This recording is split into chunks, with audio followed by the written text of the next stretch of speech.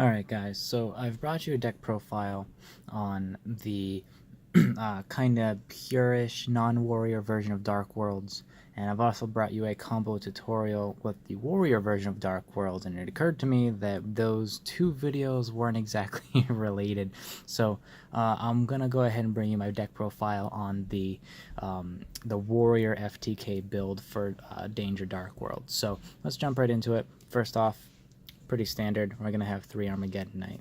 This is going to be your main combo play, main enabler, as well as 3 Dark Griffer.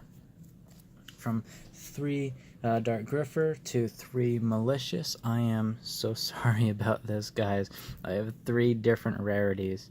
Oh god. Alright. Anyway, 3 Malicious, and then next on to the PK stuff, you're going to be running 2 Ancient Cloak and 3 Boots. I really like this ratio, and it's been playing really well. You can draw into one or multiple of the Phantom Knights cards and still go off very consistently, just about every time. Next, we're going to get right into the dangers. There's going to be 3 Danger Nessie, 3 Tsuchinoko, 3 Jackalope. And you're running these 9 because no matter which one you draw, you can always get a monster on board. Yeah, nothing too much to say about those. You're running now your one-ups, the Ibli, the Zephyrus the Elite, your Cannon Soldier, your Playmaker, and then your Dark World cards. You're only running 1 Snow and 1 Grapha because that's all you need. You can search all of the combo cards you need from the deck with the combo. So you want to minimize on them so that you don't kind of fizzle during your combo with unnecessary cards in your hand. We're going to move on to the spells. Do 3 Allure of Darkness for consistency. My build is playing 2 Called by the Graves. Really great to combat hand traps. This deck is already super resistant to hand traps, but a well-placed Ogre can really mess you up. So that's why I'm running Called by the Grave. Soul Charge, Monster Reborn, Rhoda, Card Destruction, and then World Legacy Succession. I've got to proxy it right now. My friend is still borrowing mine. Then we go to the equip spells. This deck is running 5. You've got to run the standard Phoenix Blade, and I'm just going to set these here.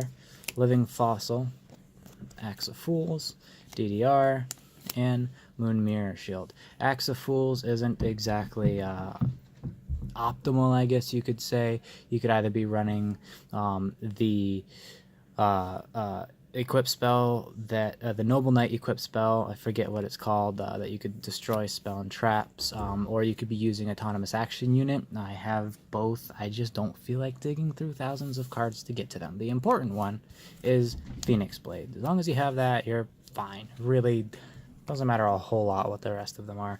And the 2 traps, 2 Shade Brigandine. Great card. You only really need 2 of them. This is a 45 card deck. It's really good. I really like that number. You get your combo off very consistently because you have 6 cards you really want to go to or draw into in your deck. That being either Dark Griff or Armageddon Knight. Those are your 1 card FTKs. We're gonna move right on to the extra deck. Tokens. This deck isn't playing a token generator, but I have the tokens nonetheless. Levier is your 1xyz, fantastic card to go into your, it's part of the FTK. 2 Mermaid, if you're running why I'm playing 2 Mermaid, just check out my combo tutorial video. Proxy Dragon, Underclock Taker, really these are just kind of linked 2s to go into. Nightmare Phoenix, Nightmare Cerberus, Unicorn, Curious, really good in this deck if they wind up hitting one of your combo pieces. I'm playing Trigate Wizard. This is kind of a backup plan. If you can't go into the FTK, usually you can go into a Trigate Wizard with Phoenix and Cerberus linked with it, and a lot of the times you can even go into a tri-linked Trigate too. Summon Sorceress, and then 2 Isoldes, 1 Firewall, and then 1 Gumblar. Another backup plan for you. I really would like to change one of these extra deck cards, probably either the Proxy Dragon or the Underclock Taker. Probably the Proxy Dragon. I really want to change it to a Cerberus because with an extra extender for your combo, you can always have your Firewall Dragon co-linked with a Cerberus, preventing it from being destroyed by Ogre. So that's one thing I would change in the deck. Yeah, if you have any questions about this particular warrior build, just feel free to put that in the comments. Again, just my opinion of the two builds that I've posted so far on this channel. The more pure-ish version, the one that's basically just playing Dark Worlds, the FTK combo, and Dangers, that is super fun. It's much more fun than this warrior build, but this warrior build is more resilient. A well-placed Droll and Lockbird on the other version can really basically just stop it in its tracks. It really can't do anything else.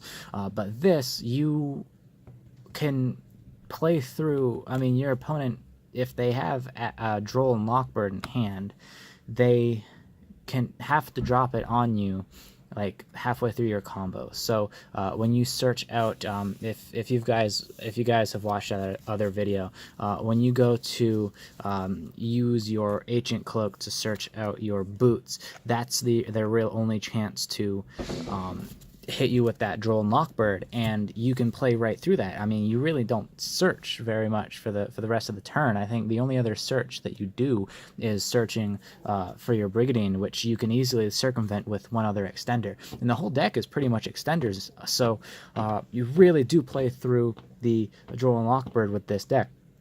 However, Ash Blossom hurts more in this deck than it does in the other deck. In the more pure Danger Dark World deck, they can hit you with the Ash Blossom, and you could just keep going. I mean, a lot of the time you can FTK through multiple hand traps. The big one is Ogre. Both of these decks really lose to Ogre, which is why I really like the ability for this deck to go into its FTK combo while still having a co-linked Firewall. That's also, this deck runs your Called by the Graves, which kind of lessens the impact of the hand traps on it. So overall, this one is a little bit more consistent, but the other one is so much more fun to play. I mean, you just go completely nuts with the other one, almost no matter what hand you draw. But yeah, that's it. Any questions, leave them in the comments, and if you want any more tutorials or deck profiles, please just let me know. If you have any questions about builds or choices, post them in the comments. But yeah, thank you very much. Bye.